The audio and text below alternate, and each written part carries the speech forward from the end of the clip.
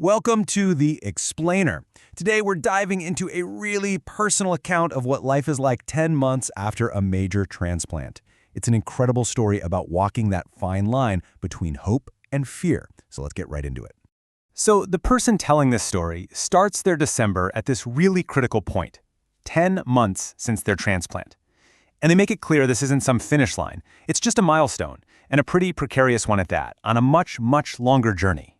Now, you see this number, 75%? At first glance, it looks pretty good, right?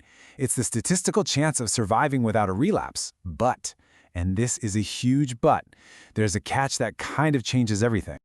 And that's the thing. Hitting 10 months is a huge deal, but it's not the magic number. You have to get to 2 full years before that 75% chance really kicks in. So you can imagine the tension there, you know? You're celebrating how far you've come, but you're also terrified of what could still happen. And this really gets to the heart of the whole experience. It's like walking a tightrope.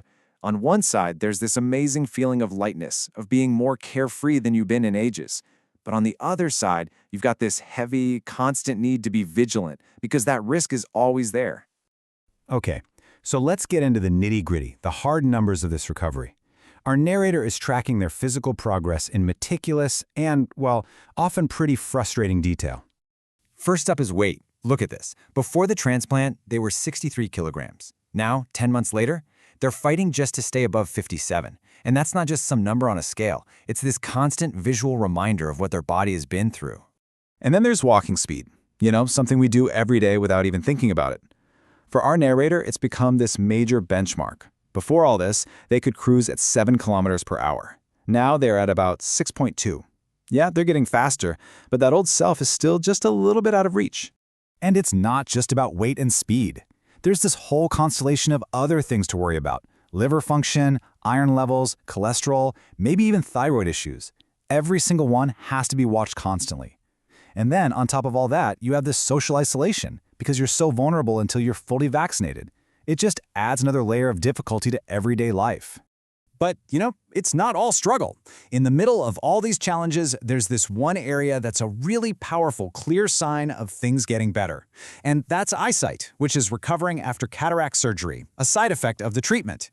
And you can actually see the healing happen in stages. Anything up close, vision is already excellent. Mid-distance, like looking at your computer screen, that's getting a lot sharper. And far-off vision, well, it's still the slowest to come back. But it's getting there. It's like watching the world slowly, piece by piece, come back into focus.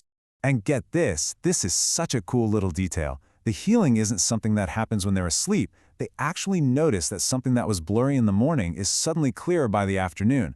It's this tiny but amazing sign that the body is actively working to repair itself right before their eyes. So, we've seen the physical side. We've seen those hopeful glimmers. But now we have to talk about the mental side of things. The really intense psychological battle that starts to brew as a huge doctor's appointment gets closer and closer. You can see the whole month is basically a map of medical milestones. Vaccinations on the 12th, an eye checkup on the 16th, but it's that hematology visit on December 19th that just hangs over everything, casting this long shadow. And that's the question that starts creeping into every quiet moment. What are they going to find this time? About 10 days out from the appointment, the anxiety just starts to build. After months of feeling that lightness we talked about, the old, familiar fear just comes roaring back.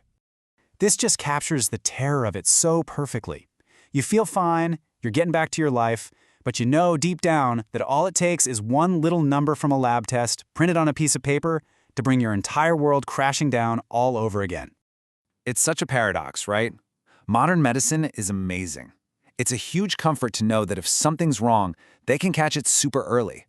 But that exact same technology means you're living with this constant, low-level dread, this fear that a storm could be brewing that you can't even feel yet.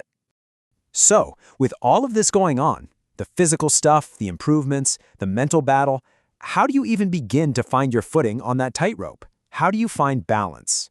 And that's what December becomes. It's this month of just balancing. Waiting for those huge results, yeah, but also using that waiting time to look back at this insane year of challenges and to really truly appreciate every single tiny step forward. And this is a perfect example of that forward motion.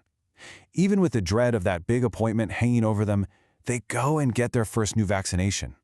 It's this very real, tangible step toward the future, building up their defenses, one shot at a time. In the end, this very personal diary leaves us with a question that's actually universal. It's not really just about recovering from an illness. It's about being human.